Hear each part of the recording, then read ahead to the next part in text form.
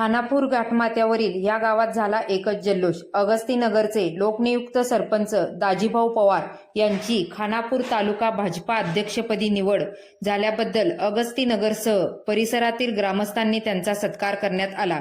या कार्यक्रमात श्री शिवछत्रपती कला क्रीडा व सांस्कृतिक मंडळाचे अध्यक्ष, उपाध्यक्ष, सचिव, ग्रामस्थ, नागरिक, महिला मोठ्या संख्येने उपस्थित होते।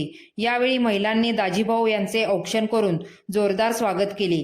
यावेळी भाऊ म्हणाले की लोकनेते आमदार गोपीचंद पडळकर, माजी समाज कल्याण सभापती ब्रह्मानंद शेठ पडळकर यांच्या मार्गदर्शनाखाली अगस्तीनगरसह तालुक्याचा चौफेर विकास करणार व स्वागत मंडळाचे अध्यक्ष अनिल पवार व आभार नवनाथ जगदाळे यांनी मानले। या बातमीचा आढावा केशव पवार यांनी घेतला।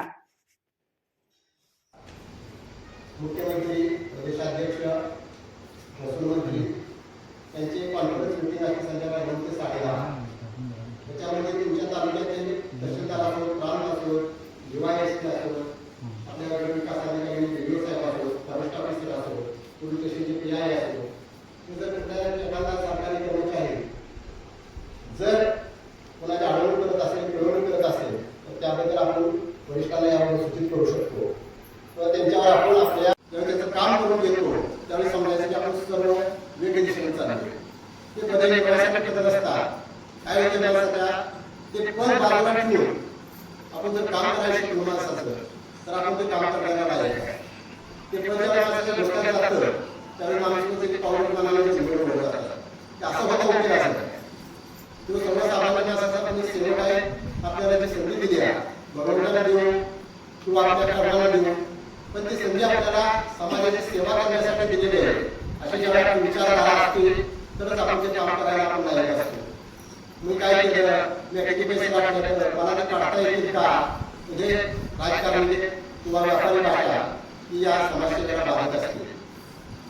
कुठलेही काम असो ज्याला आपण निस्वार्थ भावनेने किंवा ते तेवढं धैर्य घेऊन करत असतो तेवढा आपण त्या ठिकाणी 100% करत असतो। अशा त्याची काही गोष्ट नसते, परंतु त्या गोष्टीचा आपल्याला सर्वांगीण अभ्यास करावा लागतो, पावलं टाकावे लागतात। आपण आता गावच्या विकासाचं भेटलं की आपण हर फंडाचा गावात प्रयत्न करतोय।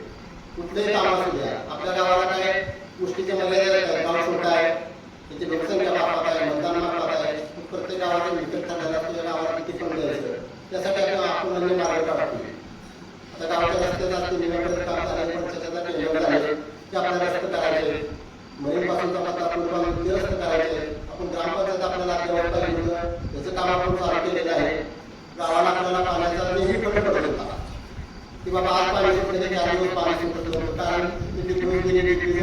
झालं तर आपण काय केलं की तिकडून 24 पोल म्हणजे घरापासून वर सडापर्यंत जाऊन अशी आपल्यासाठी स्पेशल होळी लाईट होत्या, स्पेशल 24 तास त्यामुळे लाईट होत्या। आपण होळीकडून अगदी एकाच्या पहिली जी जुनी ढीग होती ती माणसाला आपल्याला माहित नाही, तिथपर्यंत आपण पूर्णतः लाईट पडलेली आणि ती 24 तास लाईट असणार। तर दोन्हीचे विहिरीचं पाणी आपल्याला जरी आता पाणी आपण आता तेवढी गरज नाही म्हणून सकाळ आणि संध्याकाळी जर सोडायचं म्हटलं तरी आपण सोडू शकतो, कारण लाईट आपल्याला आता 24 तास आहे। आणि इकडल्या त्याला कदाचित तरी घोटाळा झाला तर दोन्ही बाजूच्या दुसरीकडे कंटिन्यू लाईट असल्यामुळे आपल्या पाण्याचा घोटाळा होणार नाही। आपण आता पत्रकारिता दिले आणि त्याचा पाठपुरावा करायला लागले की वर आता